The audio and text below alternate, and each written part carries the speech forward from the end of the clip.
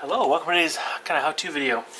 I've wanted to do this one for a while, but finally, I feel kind of got the guts to start. Honestly, it took a little bit of time to figure a couple of the steps out, but I came up with a inspiration and motivation as well. With the release of the new Drukhari Codex, I really found that the portion of my Exodus army that works with the Dark Eldar Codex really has a lot of flavor now. And so in order to work on it, I had to really go ahead and complete some of the units that I have in my queue. One of those is another witch unit. I happen to have a whole bunch of witches. I took the legs from the witches and replaced them, the torsos, with the torsos from Sisters of the Thorn kit. When I bought my collection, or the collection of Wood Elves I had, it came with the Wood Elves kit made with the Wild Riders, which are the guys carrying spears and riding the reindeer. And though that kit includes the torsos and head or faces of the females and the torsos and faces of the males, using the same lower legs for each of them, and the same hairpiece for each of them. So essentially, when you're done building the kit, you're going to have a bunch of faces and torsos left over. Well, I had a bunch of faces, female faces and torsos I decided to use here. Now, fortunately for me, a couple of them did have the hair, so he didn't make all 10 of the Wild Riders. He actually only made 8 with the hair, and I had these two. But see, the problem is, the rest of, let me zoom in and show you what's what here. The rest of them have this huge gaping hole in the back of their head. Okay, so I try to figure. I want to fill that up and make some hair, kind of like this. With the standard flowing hair, but obviously not exactly. Now, I'm not a great sculptor. I'll be the first to admit that. But honestly, I think I have a way of very simply doing that effect. Let me kind of show you the end result. This is not painted yet, but here are a couple examples. Do real quick, and we'll see if this is something that you think you might want to be able to do.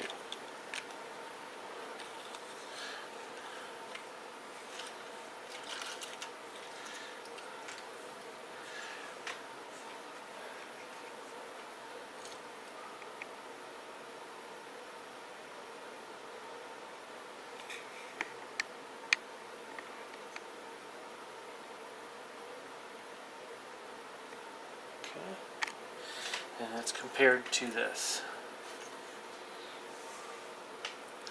Okay. So again, from a tabletop distance, I think it looks fine. It actually worked the way I was intending.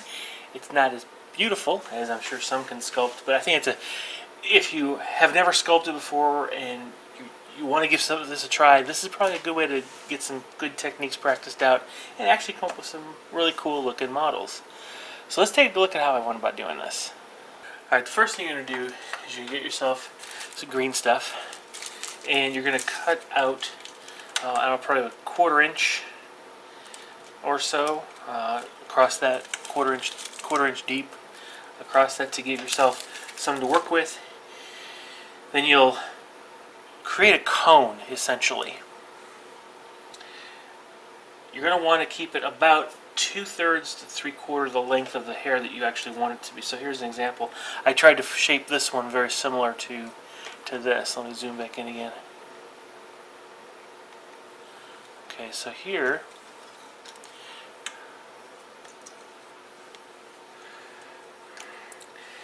you see the difference. The normal hair,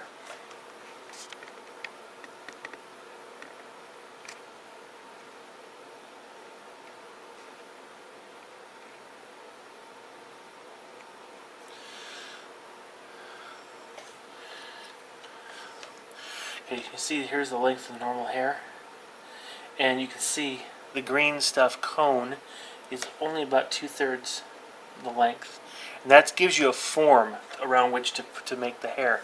And they kind of look like Twi'lek wannabes, but that's what you start out with. Okay.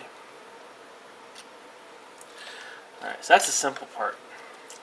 Now you want to make sure that the front end that's going to glue into the back of the head is not too large to fill it up, because you want to make sure you've got room to put the actual hair over it.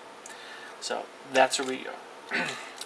Then you're going to go ahead and, as you work it, you're going to start adding the hair, starting from underneath and working your way around, attaching it to that so that it starts having the form and eventually starts looking like hair. Okay, so let's go ahead and run through this real quick.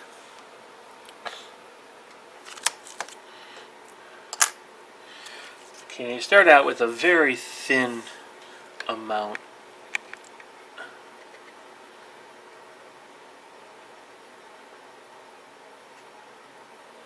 Okay, so you're going to start with a very thin amount of, here's a razor blade to kind of show you how big it is.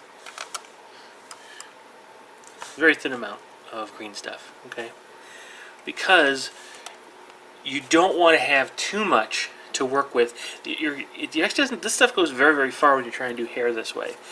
And you don't want it setting up on you and becoming a waste. So the one thing you absolutely have to do, which I don't normally do when I use green stuff, is you're going to have to cut out where that joint is right there between the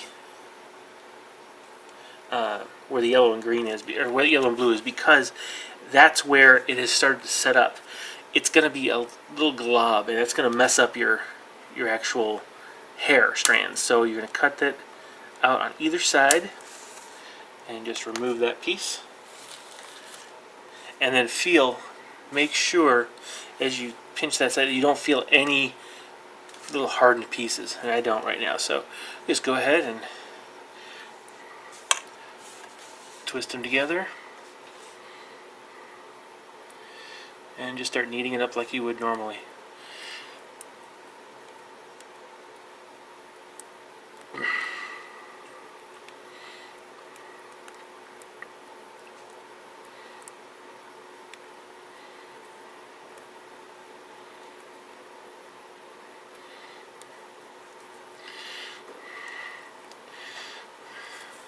Alright, so now once you've got a ball, it's only about, the size of the end of your X-Acto blade handle. You're going to want to flatten that out, but not too far. Just start rolling it a bit. Okay, so you get a little small cylinder. And then you're going to want to cut off about that much. So a little less than the size of a pea. Okay. Doesn't seem like much, but it's going to go a long way. So you just start rolling that out. And here it is, the length of the razor blade. And you'll notice I'll put this against the length of the hair here. See, it's not quite. Now, you can, at this point, you can gauge how much you've cut off. If this has another half again to go, can I thin this down? If I expand this to the full length, will it be thin enough? And if not, if it'll be too thick, then you can go ahead and cut it in half at this point and then work each half down. So here I think I got the right proportions. So now I'm going to start working it. But notice I'm going to work this end thinner than this one. So I'm going to try to push in this direction. So I'm starting at this end and working my way back this way. Let's bring this up here so you can see. And then pushing this. What that does is it kind of helps to thin out this trailing end. So it becomes thinner, a little bit thinner at that end. Once it's thin like that, now you're set. You can measure, do the final measure, and see how close it is. And I think it's actually pretty good for this one. So now you get your super glue of your choice. And here you're going to coat. You actually place the run some super glue down this along it. If you want, you can use an X-Acto knife to kind of move it around in there. Okay, and then using your tweezers,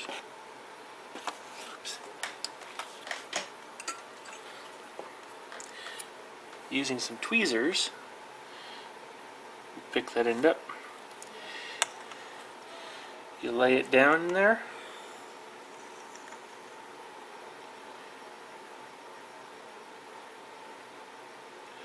So it's about the right length, and you work it around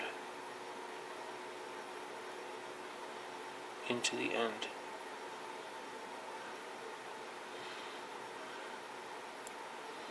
Just like that. See?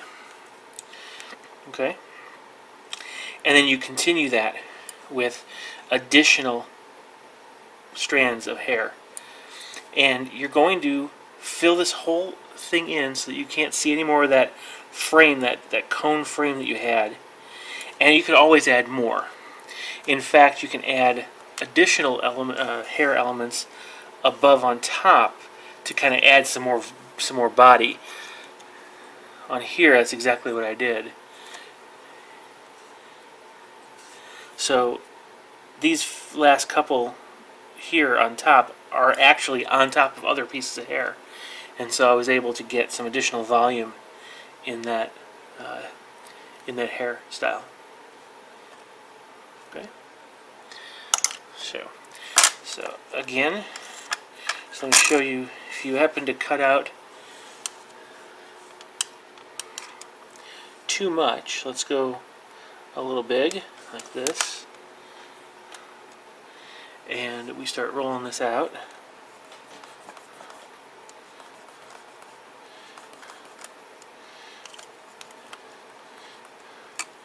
See, that's a lot bigger than the previous one. So what I'll do here is I will actually cut it in half and then do the same thing. I'll just start working my way down one corner so that it's pointed at one end. With practice, you'll be able to gauge the amount of green stuff you're working with. And remember, the thinner the better, because you can always add more strands of hair, and it won't look bad. So here, this one looks like it's ready to go. Pick that up, drop it on here. Now again, because you're doing it, you're under structure is a cone, you're obviously going to have a lot more overlap down at the bottom of this cone. Your hair is going to have to overlap itself as opposed to what's up here at the top. So you're going to need a lot more strands to cover the top than you will down here, and that's the whole point, because then you get to overlap and create the volume and hide that cone shape. I got one more to do here on top.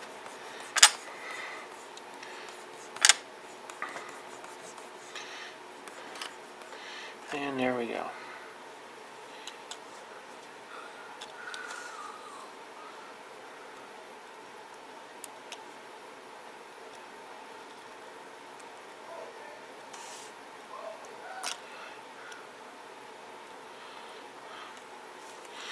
All right. There you go.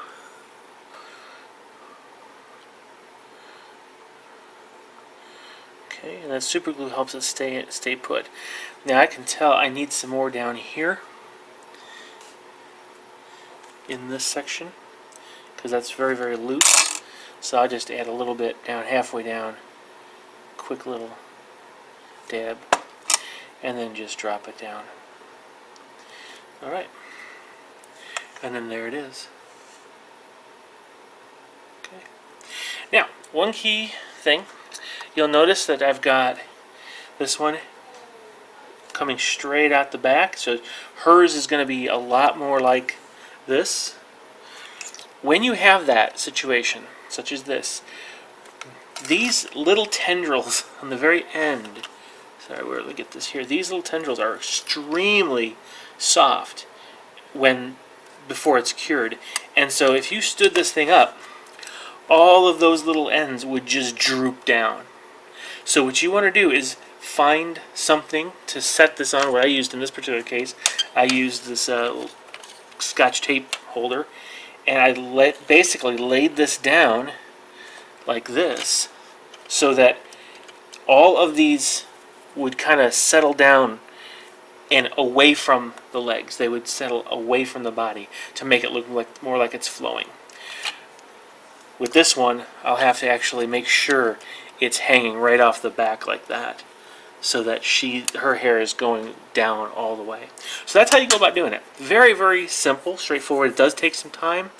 Probably took me an hour to get through 3 of them, as far as doing the actual, strand by strand. So honestly, I don't think it's too bad. So I'm going to end up with 10 more witches really, really soon, to go along with all the new succubus units models I've got, and some new cab lights I've finished painting up. So I can't wait to get these down on the table, but of course, that's a whole another paint job away, so we'll have to see how that goes. So I hope that gave you an idea of how you could use some green stuff to maybe reuse some parts that you've got laying around that you need hair. Unlike my Dragon Masters, my Dragon Warriors, where the hair is just simply flowing down their backs and you've got the lines sculpting that way. This is actually flowing in the wind. It's a different way of doing hair. Actually, I'm pretty pleased with the way it turned out, and the more I practice this, the better it's going to look. And hopefully I can talk a friend of mine to kind of give me some tips on how to make it look even better. Alright, so if I do find that out, I'll kind of share what I learned. Until then, thanks for sticking with me. Hope this was of use to you. Hope you got inspired by this, or maybe encouraged to try something out. And I'll see you guys in the next video. Bye-bye.